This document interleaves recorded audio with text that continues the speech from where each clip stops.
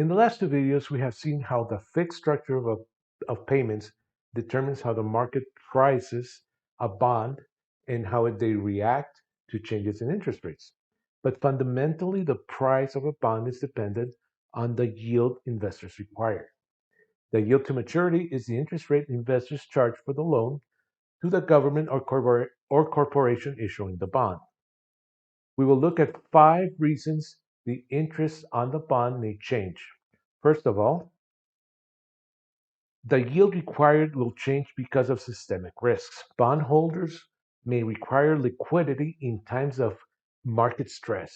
Sometimes big traders will sell bonds quickly because they need to raise cash for many reasons that may not affect the small investor.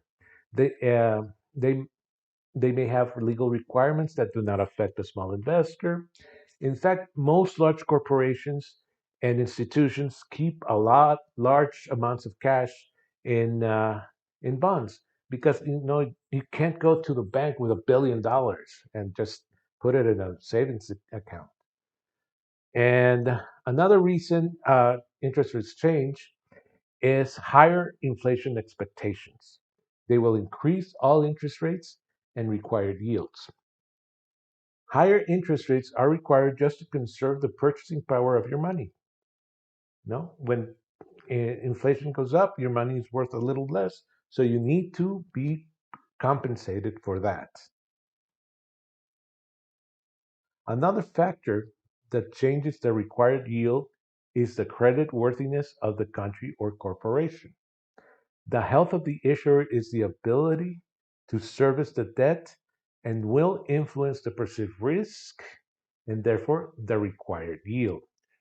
Rating agencies like Standard & Poor's, Fitch, Moody's will do the analysis for the market. They are not perfect, but they still do an adequate analysis of individual traditional bonds. A drop of rating below the so-called investment grade will force many institutional investors to sell. Investment grade bonds is a level of risk that has been determined as acceptable for institutional investors. So when the bond is on the border, the uncertainty increases because they may become undesirable and subject to a quick sell off if they cross this border. Fourth, bonds with liquid markets are preferred and may influence rates. A more liquid bond allows you to buy and sell at a fair price. Less liquid bonds will have a big difference between the price the other investors are willing to buy or sell it. And finally, the more time to expiration means more time for undesirable events to happen. So the likelihood of bad events increasing with time also increases the risk. Another reason that time matters is something known as the preference of money of the time preference of money. In essence, it means that the longer you have to wait to spend your money, the more you have to be compensated when you lend it out.